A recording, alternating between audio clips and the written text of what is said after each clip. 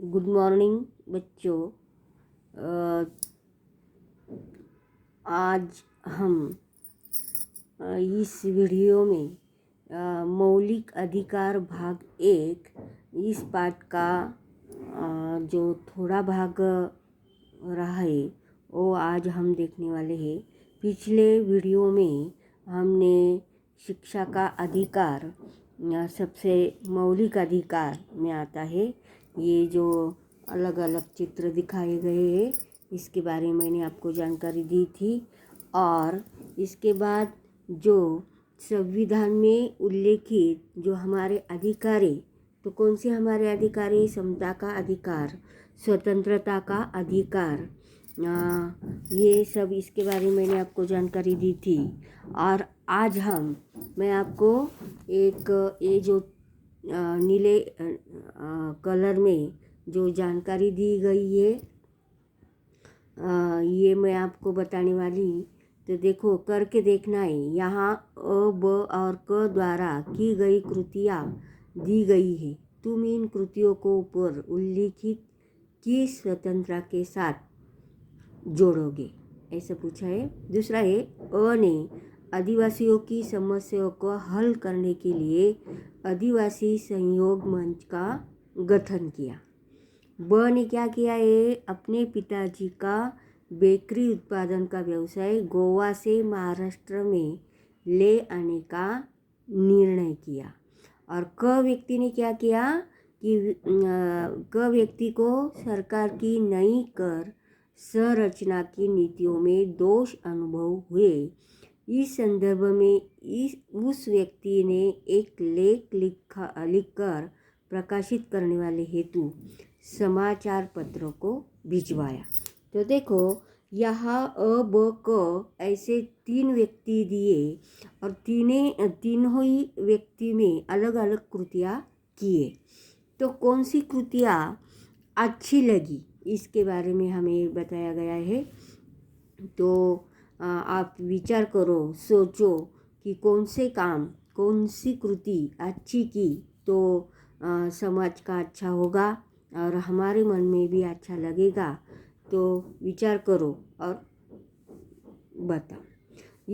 इसके बाद देखो, क्या तुम जानते हो संविधान द्वारा हमें अनेक अधिकार प्राप्त हो गए, प्रदान किए गए हैं, परंतु हम उनका लापरवाही अथवा दायित्वहीनता के साथ उपयोग नहीं कर सकते।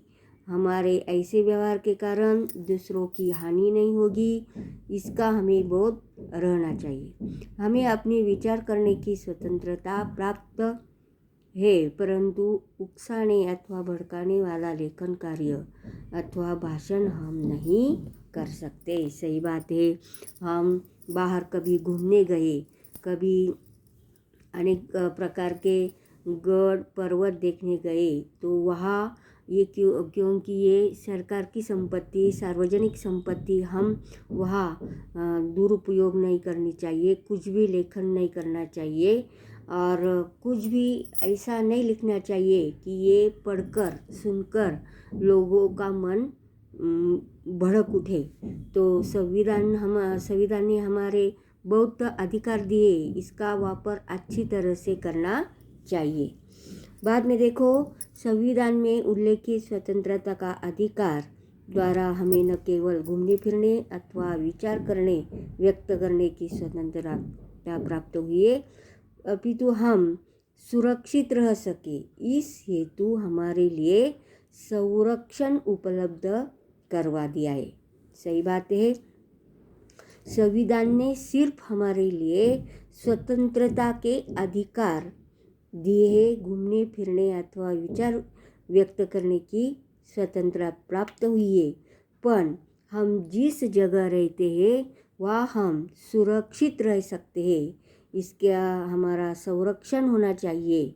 लेकिन कानून को कहीं भी जाकर हमारे से कोई गलती नहीं होनी चाहिए, ये याद में रखना चाहिए। उससे कभी किसी को भी वंचित नहीं रखा जा सकता।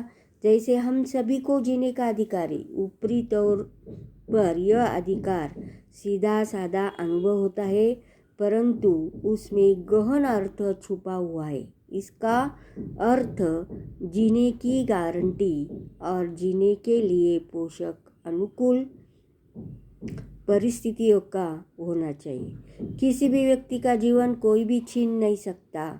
बिना किसी कारण प्रमाण के किसी भी व्यक्ति को बंदी बनाकर कारागार में नहीं रह सकता। सही बात है। जिसके हाथ से कुछ गलती हो, कुछ बहुत बड़ी गलती हो, ऐसे व्यक्ति को कानून सजा देती है, लेकिन बिना गलती करके बिना कोई किसी को जेल में नहीं डाल सकता। ये भी संविधान में बताया गया है। स्वतंत्रता के अधिकार में अब शिक्षा के अधिकार का भी समावेश किया गया है। 6 से 14 वर्ष आयु वर्ग के सभी लड़के लड़कियों को शिक्षा प्राप्त करने का मौलिक अधिकार है। आप सबको ये याद रखना है कि सबसे बड़ा मौलिक अधिकार कि जिसका उम्र 614 तक है उसको कम से कम प्राथमिक शिक्षण मिलना ही चाहिए। और इस अधिकार के कारण अब शिक्षा से कोई भी वंचित नहीं रह सकता। इसीलिए शासन सभी को ये शिक्षा पर ज़्यादा जोर देती है। और बाद में ये पीले कलर में देखो, विचार करो।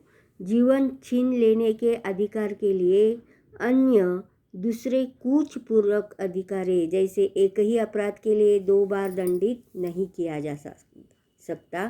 किसी भी व्यक्ति को दंडित करने से पूर्व उस पर लगाए गए अभियोग सिद्ध किए जाने चाहिए। यह काम न्यायालय करता है। अभियोग सिद्ध करने वाले प्रमाण सबूतों को इकट्ठा करना और न्यायालय में मुकदमा दायर करना पुलिस का काम होता है।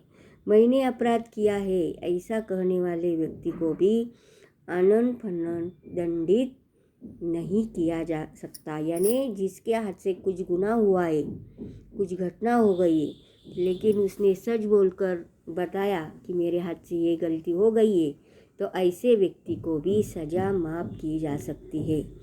तो न्यायालय की इस पूरी प्रक्रिया में समय लगता है, परंतु यह आवश्यक है कि किसी भी अबोध अथवा निरपराध व्यक्ति को दंड भोगना न पड़े। बाद में तीसरा अधिकार है, देखो, शोषण के विरुद्ध अधिकार। तीसरा अधिकार है शोषण के विरुद्ध अधिकार। तो ये शोषण के विरुद्ध अधिकार क्या होता है? शोषण की रोकथाम करने के लिए शोषण का शिकार न होने देना अथवा शोषण अथवा दमन न होने देने का अधिकार को शोषण के विरुद्ध का अधिकार कहते हैं।